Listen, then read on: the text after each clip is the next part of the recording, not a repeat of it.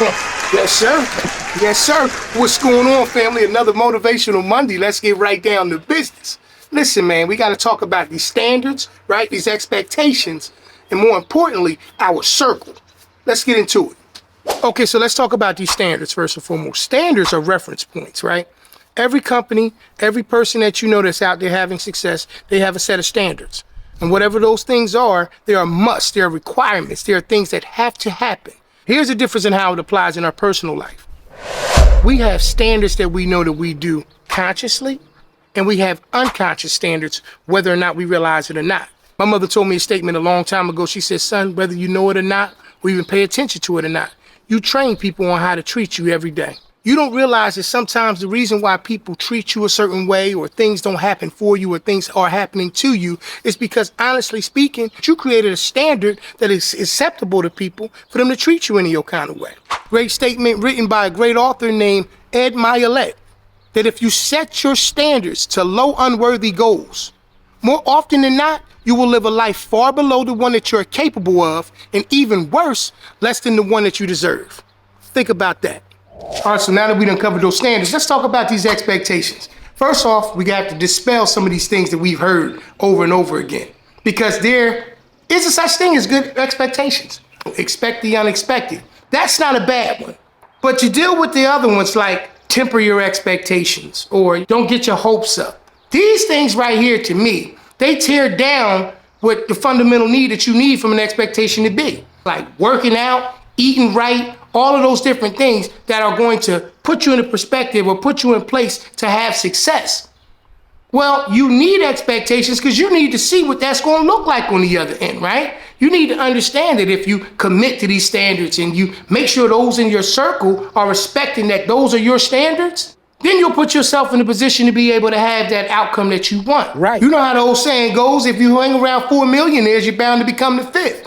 Well, if you hang around 4 people that don't want nothing out of life, guess what? Well, you're probably bound to become the fifth. This is why we have to visit the concept dealing with the circle too, because if those who are you in company with on a regular basis are not in alignment with what you want to become, you're gonna have to really evaluate where you have them placed in your circle. You wanna be around people that are consistently evaluating themselves, looking at themselves and critiquing themselves, not waiting on other people to tell them that they're doing a good job, but people that know they're doing a good job because that's what they're committed to doing.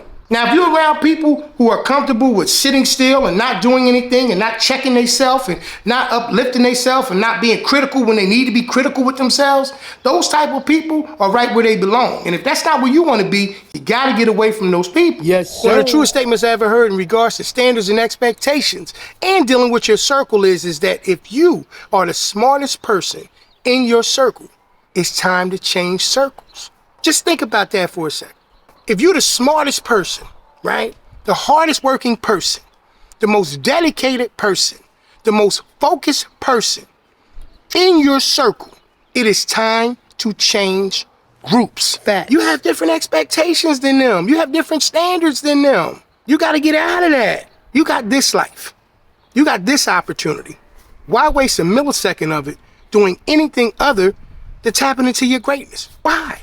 You know how the old cliche goes, they say that you can pick your friends, but you can't pick your family. Well, that may be true, but when you're talking about your social circles, right, and your business circles, if you look at people that you deal with on a regular basis, and they are not adding to your life, or if they are not giving you, information, if they are not encouraging you, if they're not supporting you, if they're not doing any of these things, you might want to evaluate where you have them placed. The people that is in that circle need to understand that you see yourself at this level, not at this level. This is the difference between you staying where you currently are and going to the next level. This is why I say expectations are nothing more than desires, but you need them. You need to have something to be excited about, to live about every day and pursue and try to get to. You need those things. You need standards. You need protocols. You know what I'm saying? You need performance points that you could put things together and say, I know why I didn't get there, and charge it to yourself if you're not putting forth the effort that you need to. You deserve, and I keep telling y'all, a great life.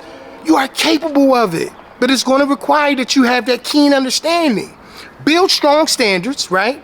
Keep expectations. Don't worry about talking about don't set the bar high. Well, what else the bar for? The bar is supposed to be set high so you can go after it and do what you need to do. Listen, as I say each and every week, have a great day and an outstanding week. Tap into your greatness. Like, go on out there, man, and do your best, man. I know it's inside of you. You deserve it. All right, y'all. Peace.